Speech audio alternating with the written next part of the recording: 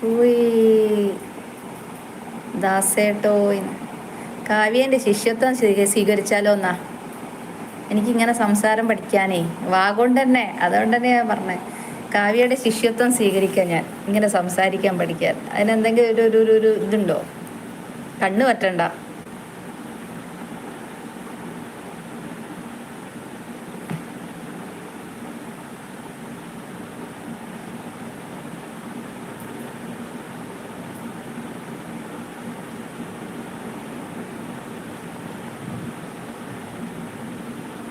കാവ്യ താരം അല്ലേ? അതെ, കാവ്യ താരാണ്, സത്യം. ബട്ട് എൻ്റെ ലൈവ് ആരുമില്ല. അതിന് കാവ്യയുടെ ലൈവ് ഞാൻ കാണാറേ ഇല്ല. ഏതാ ടൈം പറ. ഇങ്ങനെയൊക്കെ സംസാരിക്കുന്ന കാവ്യക്ക് ലൈവിൽ ആരും ഇല്ല എന്ന് പറഞ്ഞാൽ എങ്ങനെയാ വിശ്വസിക്കുക? ലൈവ് ഉഷാറാകും. അതെ, മനസ്സറിഞ്ഞ് ഒന്ന് ചിരിച്ചാൽ മതി, അല്ലെങ്കിൽ എന്തൊക്കെയുണ്ട് എന്ന് ചോദിച്ചാൽ മതി. പല വിഷമങ്ങൾ മാറാനും അഗന്ധ ബന്ധങ്ങൾ അടുക്കുവാനും. പക്ഷേ